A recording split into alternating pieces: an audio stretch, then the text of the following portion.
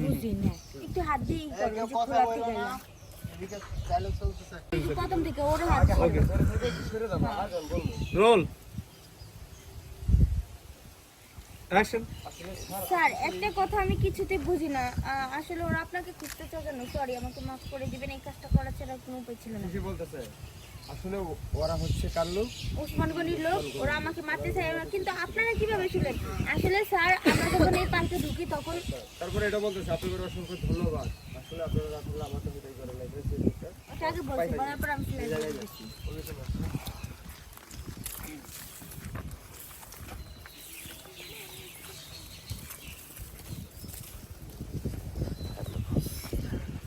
আমি অপমানের সত্যি ভাবে নেই সময়।